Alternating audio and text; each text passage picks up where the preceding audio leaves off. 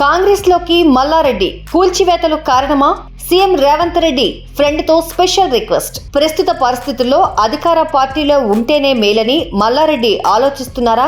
కాంగ్రెస్ లోకి వెళ్లాలనుకోవడానికి కూల్చివేతలు కారణమా? రేవంత్ రెడ్డి దెబ్బకి మల్లారెడ్డి భయపడ్డా? కాంగ్రెస్ లోకి వెళ్లాలనుకోవడానికి అసలు కారణాలేంటి? మల్లారెడ్డి కాంగ్రెస్ లో చేరితే మైనంపల్లి ఊరుకుంటాడా?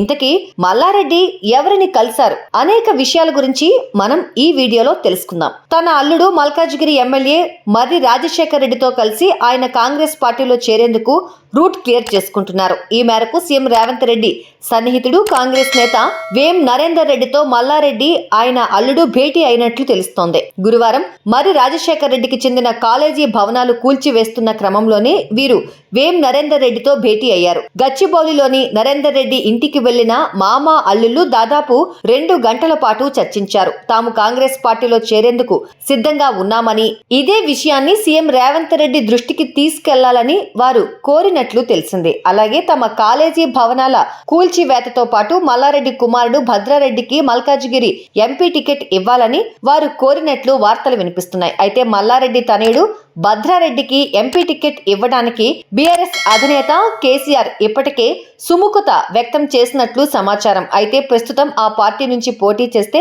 గెలవటం కష్టమని, దానికి తోడు అధికారంలో ఉన్న పార్టీతోనే అంటగాగితేనే మేలనే ఉద్దేశానికి మల్లారెడ్డి వచ్చినట్లు తెలిసింది. అందులో భాగంగానే సీఎం ఫ్రెండ్ సన్నిహితుడైన పార్టీ నేత వేం నరేందర్ రెడ్డి ద్వారా పార్టీలో చేరికకు లైన్ క్లియర్ చేసుకుంటున్నట్లు వార్తలు వినిపిస్తున్నాయి. కాగా మల్లారెడ్డి కాంగ్రెస్ పార్టీలో చేరుతారనే వార్తల నేపథ్యంలో మల్కాజ్గిరి ఎంపీ సెగ్మెంట్ లోని కాంగ్రెస్ నేతలు మాజీ ఎమ్మెల్యే మైనంపల్లి ఇంట్లో భేటీ అయ్యారు. మల్లారెడ్డి రాజశేఖర్ రెడ్డి చేరిక వార్తలపై వారు మండిపడుతున్నారు. గతంలో రేవంత్ రెడ్డి మల్లారెడ్డి టీడీపీ పార్టీలో కలిసి పనిచేయగా ఆ తర్వాత మల్లారెడ్డి టీఆర్ఎస్, రేవంత్ కాంగ్రెస్ పార్టీలో చేరి ప్రత్యర్థులుగా మారారు. ఒకరినొకరు తీవ్ర స్థాయిలో తిట్టుకున్నారు కూడా. ఈ నేపథ్యంలో మల్లారెడ్డి పార్టీలోకి వస్తానంటే రేవంత్ ఎలా స్పందిస్తారో వేచి చూడాలి. మరి మల్లారెడ్డి కాంగ్రెస్ లో చేరడం గురించి మీ అభిప్రాయాన్ని కామెంట్ చేయండి. మరిన్ని విషయాలతో నెక్స్ట్ వీడియోలో కలుద్దాం ఫ్రెండ్స్. మా వీడియో మీకు నచ్చినట్లయితే మా సోషల్ పోస్ట్ టీవీ ఛానల్ ని సబ్స్క్రైబ్ చేసుకోండి.